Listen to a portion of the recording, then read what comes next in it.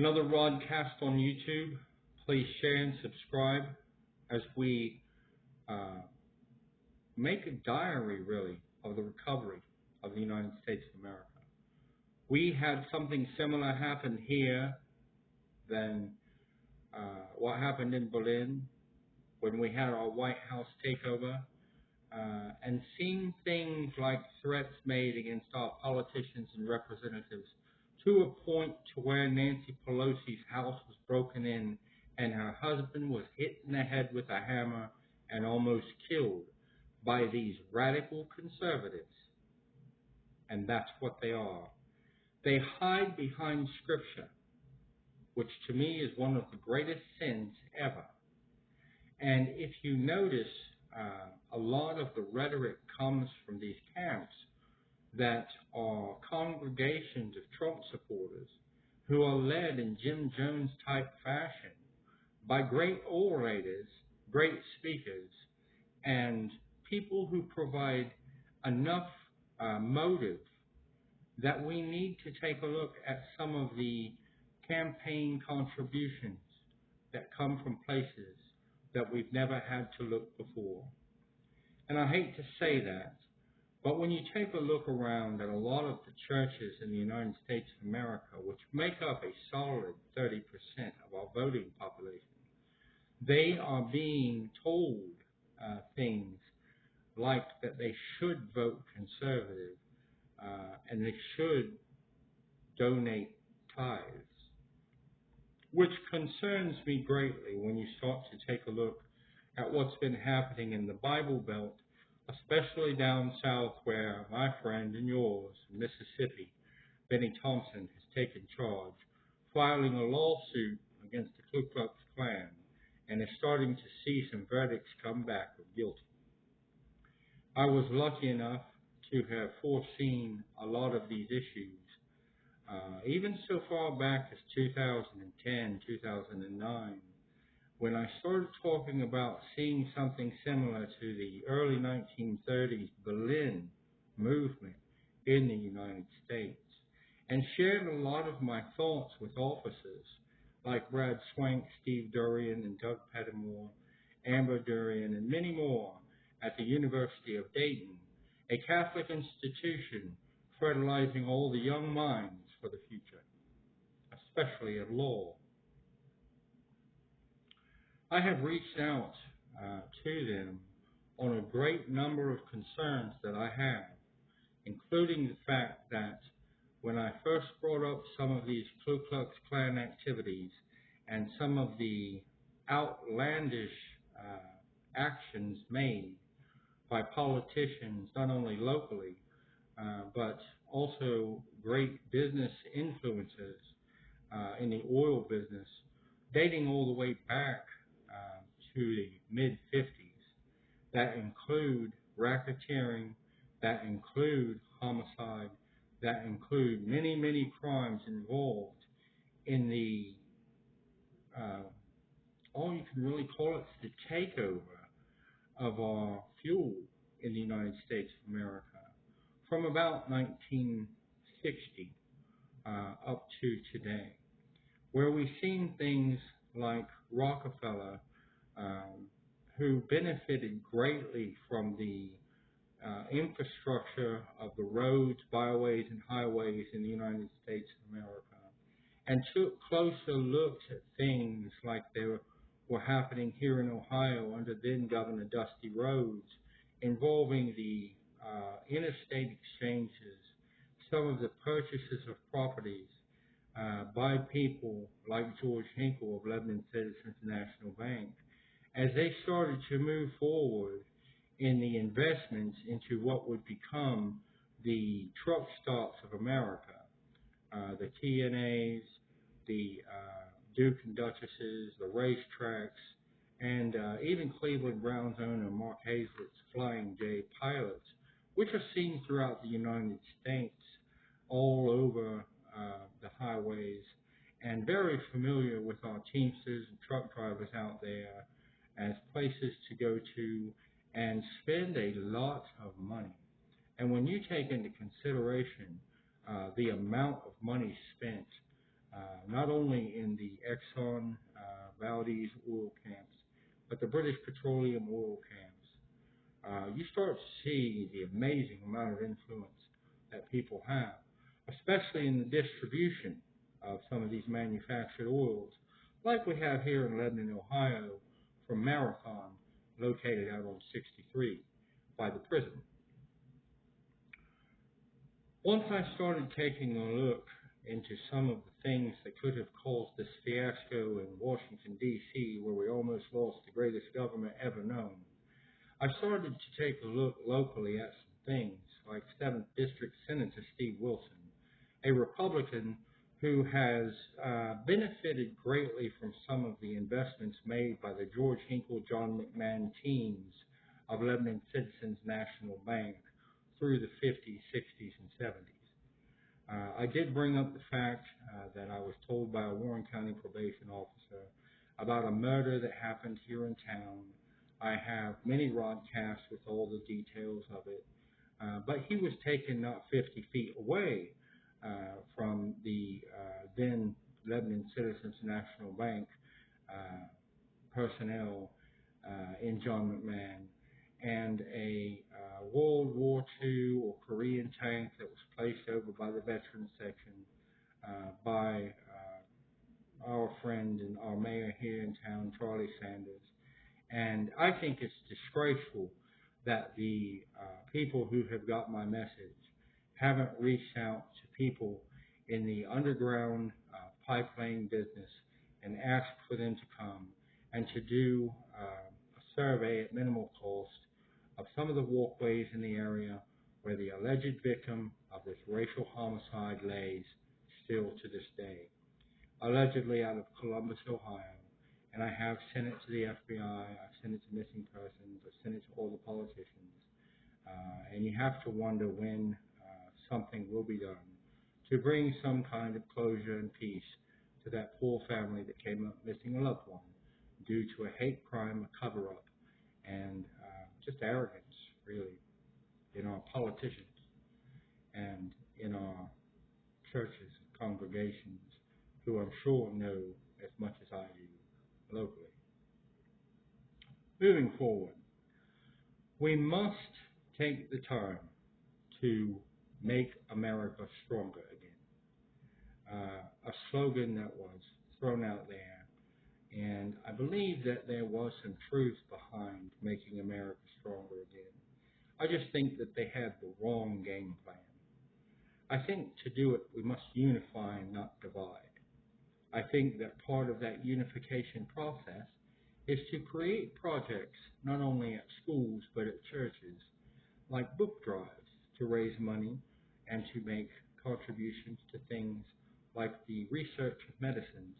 done so magnificently by people like Johns Hopkins and people like the Cleveland Clinic, Mayo Clinic, and to provide extra funds for places like the Red Cross and FEMA, who are out here battling disasters every single day and need to be funded, need to be rewarded, need to be acknowledged, and need to be thanked. Once we start to have these projects instituted in our schools and in our churches, I think that it would be important to teach leadership skills to these children, to these young adults, and to have them take on projects in what I like to call their downtime during the summer, and to get out here not only to clean up parks and to do little jobs to help their communities, but also to learn, for them to get together collectively and walk the John Wayne Trail, learn a little bit more, do some research at the local library, where there's a plethora of lessons in every book. And we can use the libraries as sort of the catalyst for some of these programs and let these kids earn some college credits by doing things like that, going to churches, allowing them to earn some college credits or even scholarships for participating in babysitting, participating in homeless shelter assistance, participating in the food pantries, the gathering of spoilage from some of these great grocers out here who would love to participate instead of throwing 50% of their on-hand vegetation in the garbage. Those are the type of programs that make America more efficient. It makes America more stable, and it helps us to fight back at some of the costs generated from the needy, from the people who are out here needing help, by asking people to do things for the will of God, for the betterment of man, and for an inner peace and a sense of belonging that can make you proud to be an American again. Pushing some of the agendas out here, like the U.S. for Hope campaign, would be great if they could get out here, print off some of the outlines as to how to attain the help, providing phone numbers for things like the Veterans Association, for things like mental health facilities, some of the administrators out there who can help you find programs, help you find financial grants and things to help you achieve housing, to help you achieve education, and to help you grow in the areas you need to grow in. Many people don't know it, but it's fairly easy to get your GED for free if you were unable to finish high school for whatever reason.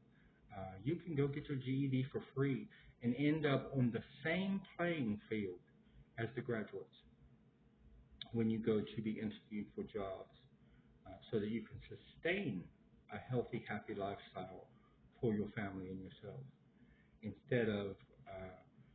using the excuse, if you will, that you can't do something because you don't have your GED. Those jobs are out there. And also doing the online schooling, going to the library, asking how to achieve some of the credits and such for the online universities. They can provide you with the literature. They can provide you with the right path to success in those areas. That's the power of the federal government, and we really need to thank President Roosevelt for the public library system and a lot of the other programs that are offered from the federal government came from Roosevelt during the saddest of times, during the Great Depression, during the Great War, and during a lot of stubbornness from the Republicans as far as being able to do new innovative things to try to fix an economy that had busted because of bad investments and bad decisions that were made by J. Edgar Hoover. As we move forward in our plight to become a stronger America, I think that one of the things that we must do is unplug our children. I don't really know how to go about that because I need unplugged myself half the time. I know that it's easy for us to allow these media outlets to consume our child's time so that we have more time for ourselves, but in turn have to realize what we're sacrificing, which is memories that could be made with our family. Something that sort of sticks out to me because of the losses that I've incurred since 2013, when my brother died and then I lost the rest of my family over the next 5 years. It's important for us to take the time out to respect the fact that we do have family, that we are able to spend time with them, and sort of be more efficient in time planning with our electronic devices. Building families at home should be a priority. And there's too many groups and too many people out here who are trying to build families in other homes. And what I mean by that is they're sticking their nose in to other people's ways of life. And it was never so apparent to me as to when Anheuser-Busch came out with a commercial about acceptability of transitional people or transgender people and showed this person in a bathtub in sort of a trickery type scenario. And I understand what they were trying to do um, and how it affected people because it's not your job to show us your perspective. You're there to sell beer. You're not there to plant seeds inside of confused, scared, delusional conservatives, which causes them to have backlash against the gay community because that's who you usually sell your beer to. You see things out there now where people are taking monster trucks and running over Anheuser-Busch products. And that's the mentality of these Trump supporters that we have to be careful of, not to entice their fury before they again elect someone who represents the same leadership characteristics as the Führer did in Germany when they took over that parliament. These people are dangerous. So we can't start agitating them because they're still in power. Donald Trump was able to place 3 justices in our courts. They have attacked with conservative agendas ever since. As Democrats in the United States of America, I ask you to share my messages. They come from a Donaldson perspective, which carries a little weight in the Democratic Party because we founded the party to get away from the conservative Whig approach that the English were so fond of back in the 1700s. There have been wars over these conservative agendas where they want to start telling you how to do things in your home from far, far away.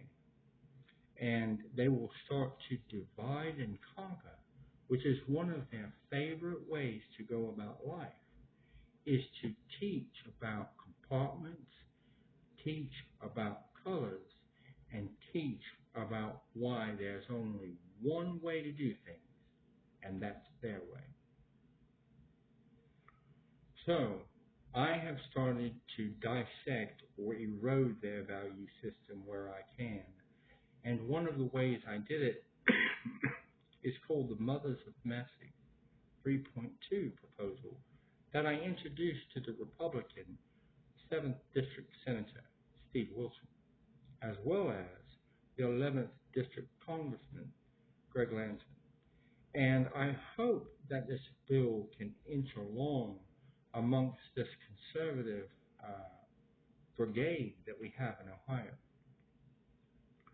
starting with the use of the tithes in these churches. Because they love to tell you that it's God's work. But if we can find out that these tithes were used in benefit drives or any other campaigns to fund Trump support, and Trump is found guilty of being the leader in this hate group that was directing traffic as they broke into 1600 Pennsylvania Avenue, they have committed a crime called treason. And finally,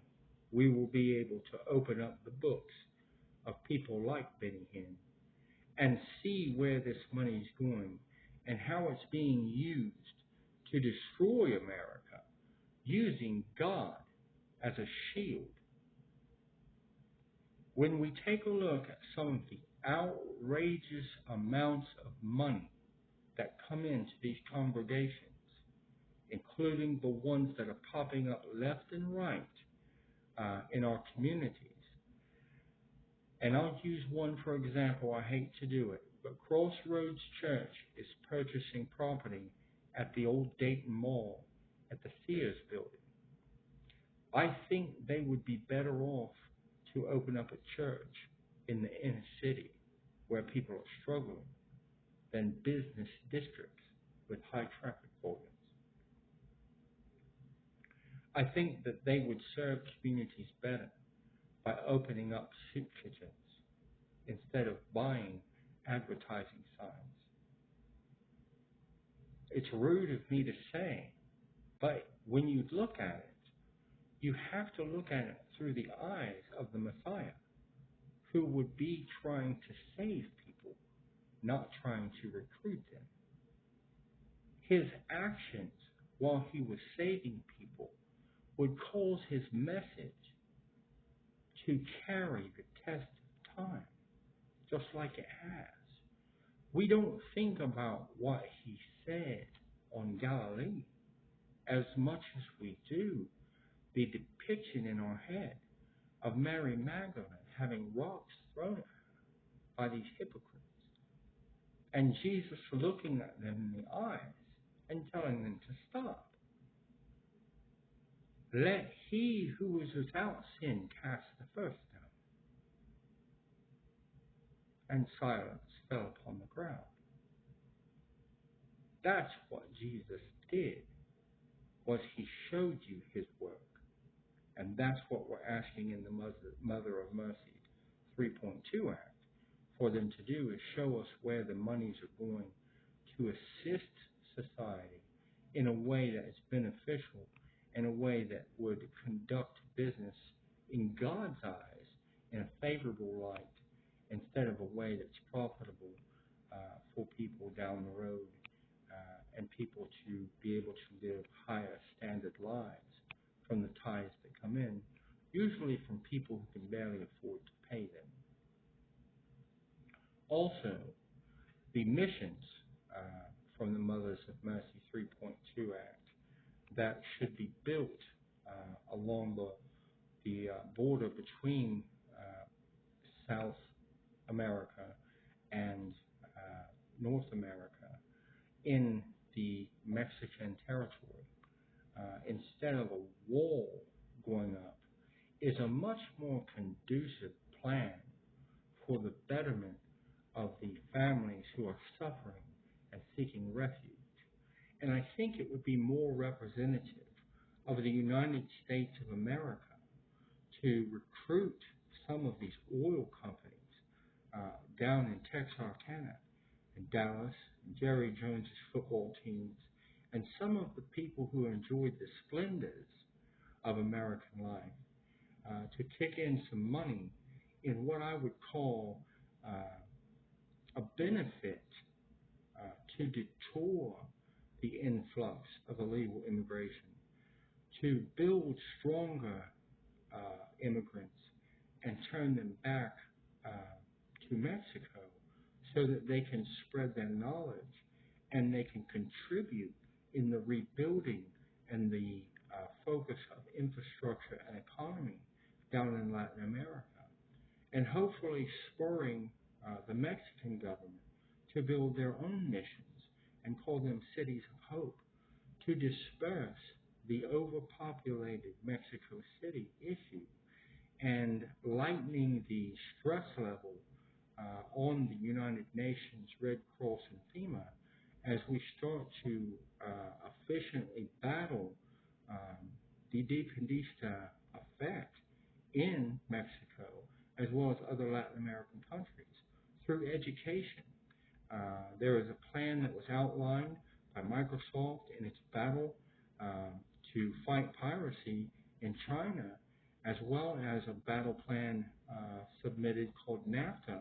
from Bill Clinton on how to revive, restabilize, and help to bring along the Mexican economy and bring Latin America up in the standard of living, uh, sacrificing somewhat from the United States and Canada, but benefiting overall North America in a way that makes the investment worth the return in healthy, happy families throughout our continent. With that said, I believe that we need to take a look at taxes here in the United States instead of making excuses. A flat tax is a fair tax, period. There's no argument to ensue with that. There's no way to justify a person making less paying more taxes. So let's just cut the rubbish and go with a 35% tax. I think it's fair. I think that you would have to go 20% federal, 10%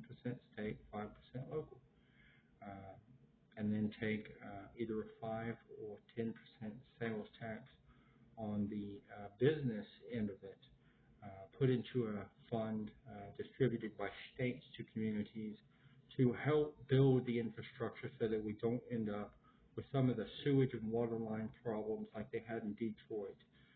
so that we could be proactive in our campaigns locally with our roads, with our investments, such as here in Waynesville, asking for grants and things from a fund that would be there to represent some type of great memorial of citizenship for the Sanders family, which is something that you'll find on my broadcast on YouTube, where I've asked people to recognize some of the injustices that were done, in my opinion, when it came to honoring the wishes of our leader, a great leadership person that we had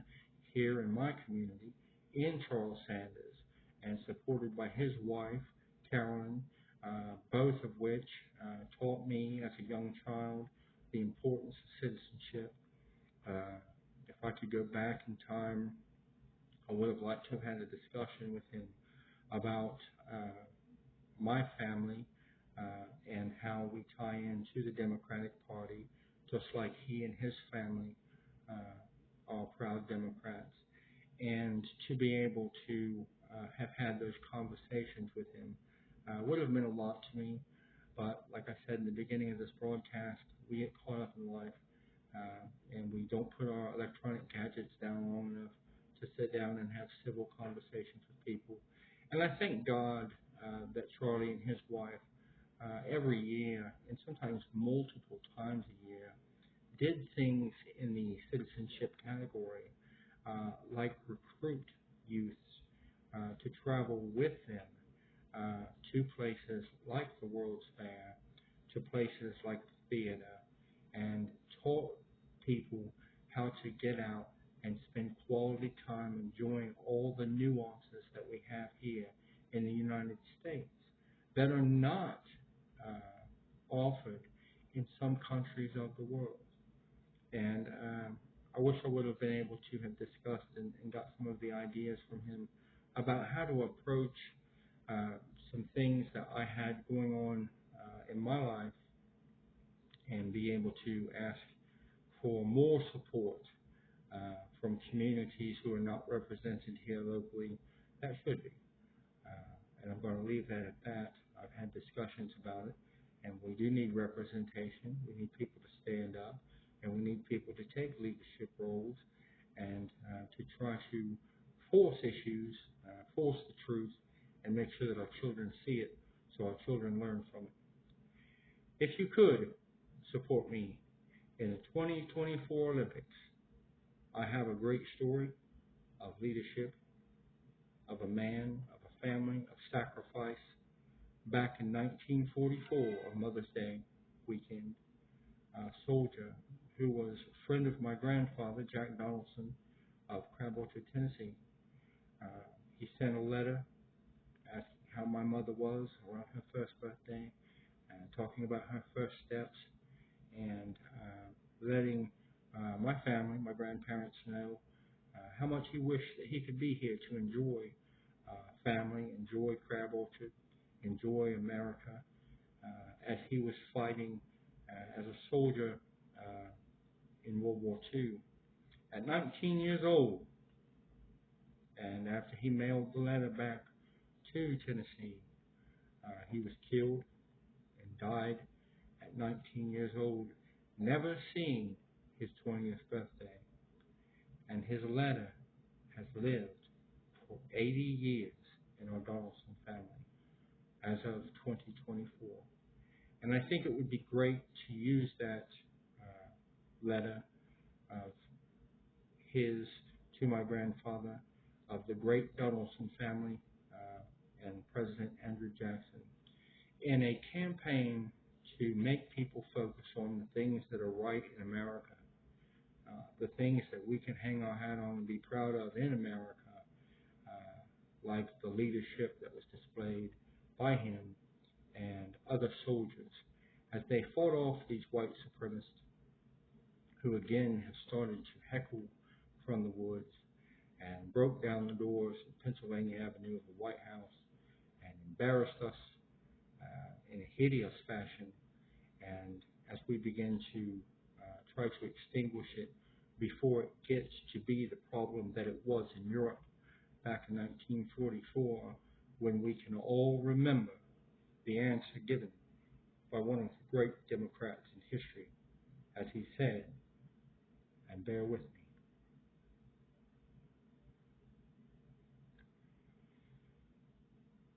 "Today is a day that will live in infamy. Japanese planes have attacked our naval bases on Pearl Harbor." And that's what got us woke up, was a radio broadcast. They were called Fireside Chats, and you can catch them on Walton's Mountain, which is a great depiction of American family values. It depicts that time period where Private Roy E. Smith was killed. In the Waltons, you can follow John Boy and his family's life on Walton's Mountain. And even as John Boy goes off to college and is able to go to war and report back as a journalist and teach us family values, teach us how Appalachian life was the backbone of America, and how it's oftentimes very moving to see Irish people flourish like my Donaldson family did so many years ago in the United States of America, providing us with support of Andrew Jackson, providing us with Andrew Donaldson Jackson, Andrew Jackson Donaldson. And as you go through and you read the books of my Donaldson family, you'll realize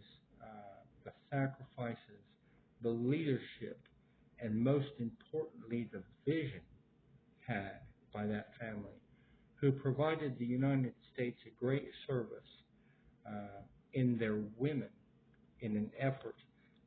to bring light on misogynism, another one of the discrepancies, not only in the Trump camp, but in the Conservative Party. I would like for people to have their daughters and children read the book of Emily Donaldson. She was the volunteer of Tennessee, and the book is called Emily Donaldson of Tennessee.